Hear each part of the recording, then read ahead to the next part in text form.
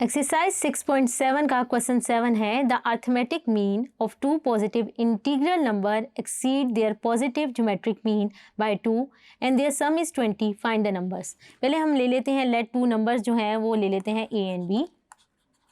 To numbers are A and B.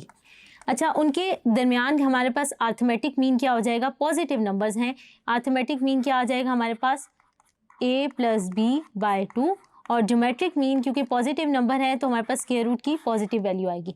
ये हमारे पास क्या आ गया, अर्थमेटिक मीन और geometric mean between the numbers जो हमने नंबर्स लिए थे। उसके बाद हमारे पास गिवन कंडीशन क्या है, देयर सम जो है अर्थमेटिक मीन का जो सम है वो हमारे पास किसके बराबर है, जो नंबर्स हमने लिए हैं उनका सम हमारे पास किसके बराबर है 20 के। अकॉर्डिंग टू गिवन कंडीशन क्या है, a प्लस बी हमारे पास क्या आ जाएगा 20। इसको मैं 1 का नाम दे देती हूँ।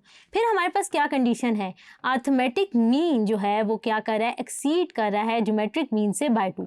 तो क्या आएगा, अर्थमेटिक मीन एक्सीड कर रहा है ज्योमेट्रिक मीन से बाय 2। एक्सीड का मतलब क्या है, 2 ऐड होगा। तो यहाँ पे क्या आ जाएगी, कंडीशन क्या बन जाएगी, arithmetic mean is equal to geometric mean plus 2, क्योंकि वो एक्सीड कर रहा था, अर्थमेटिक मीन जो है वो ज्योमेट्रिक मीन से एक्सीड कर रहा था बाय 2।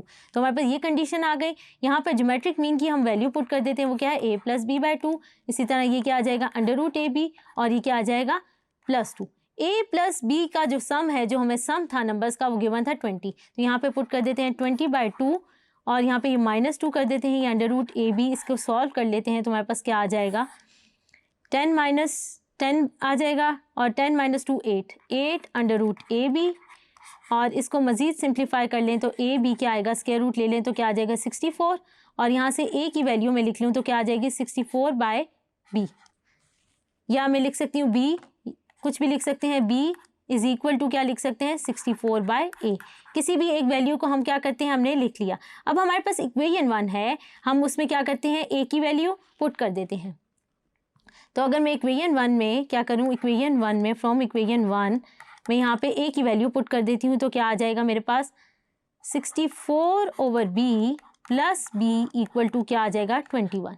फ्रॉम इक्वेशन 1 हमने क्या किया, a की वैल्यू पुट कर दी तो हमारे पास ये आ गया। इसको हम b के लिए सॉल्व कर लेते हैं तो क्या बन जाएगा 64 plus b square is equal to 20b। यहाँ से क्वाड्रेटिक इक्वेशन आ गई है, उसको हम सॉल्व कर लेते हैं। यहाँ से हमारे पास b की 2 वैल्यूज़ आ जाएंगी। आप देख सकते हैं हमारे पास क्वाड्रेटिक इक्वेशन बनी है, वो हमने लिख ली है।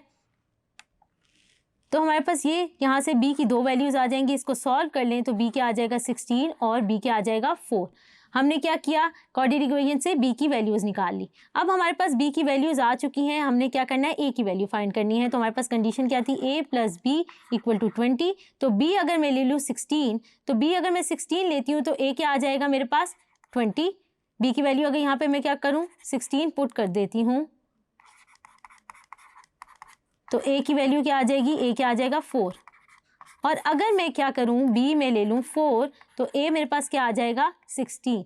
तो मेरे पास दो नंबर्स क्या आ जाएंगे 16 4 या 4 16। तो आप लिख लेते हैं, टू नंबर्स जो हमने फाइंड करने थे वो हमारे पास क्या हैं, टू नंबर्स आर 4 एंड 16, या हम लिख सकते हैं 16 एंड 4। होप सो आपको ये क्वेश्चन समझ आया होगा। चैप्टर 6b का अख्ताम हुआ। Thank you.